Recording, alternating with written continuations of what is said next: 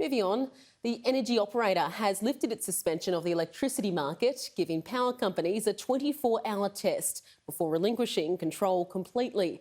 It comes as a new report from right-wing think tank, the Institute of Public Affairs, predicts household power bills will nearly double by 2030 as coal-fired power plants close. Joining me live now is Daniel Wild, who's Director of Research at the IPA. Daniel, thanks for your time today. Obviously, no one wants to see higher power bills. Can you explain how you came to your findings in this report?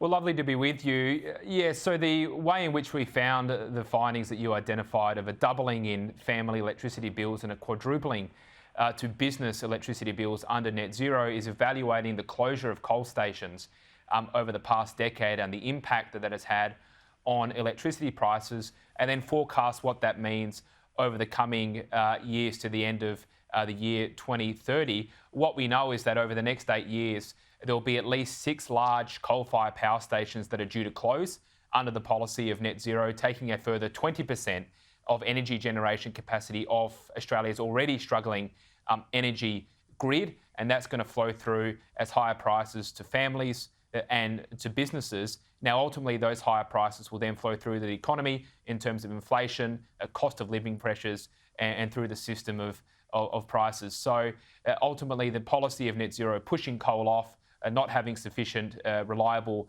power to come in, is what's driving these price hikes. So your report, it looks at the impact of decommissioning those coal-fired power stations, them closing down. Does it take into account, though, other energy sources like renewables coming online? Yes, it does. So it evaluates a like-for-like comparison in terms of what's going off and what's coming on.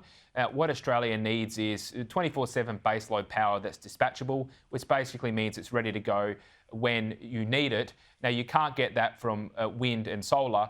Wind and solar have a role to play in terms of topping up the electricity grid, but they can't provide that baseload power that we need. So when these 6 coal power stations are coming off, there is no plan to replace them with a like-for-like baseload power supply, which you can get from coal or you can get from nuclear, and you can also get from hydro in certain contexts. But we know that renewable energy is an experimental form of technology on a mass basis, and no advanced industrial nation has been able to support an energy grid on wind and solar. And as a matter of fact, what we're seeing around the developed world is a move against or a move away from wind and solar and from net zero. We've seen the United Kingdom with Boris Johnson asking for the UK to have a pause on its commitment to net zero to make sure that they can secure their local energy supplies. And also Germany, which is really in many ways the poster child of green energy, have started to reboot their coal-fired power stations in order to, again, secure their domestic energy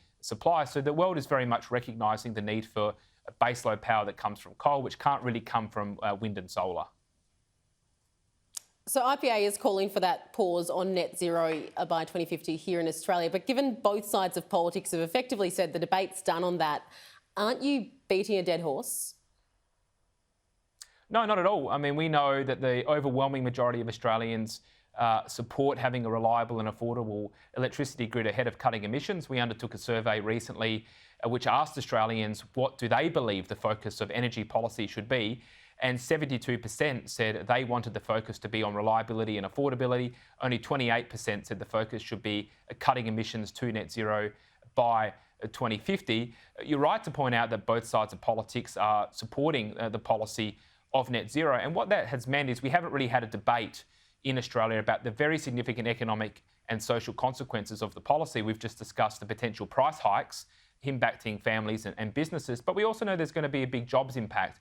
For example, we identified that up to 500,000 jobs would not proceed as a result of net zero, and that the vast majority of those jobs would be in regional parts of Australia that are dependent upon the natural resources sector. So we need to have a debate about the impacts this is having. We know that real Australians are very concerned about what is happening in terms of their power bills, their jobs and their local communities. And I think it's time for Australia's political class to catch up to that and for us to have a proper debate about what net zero really means for the future of Australia.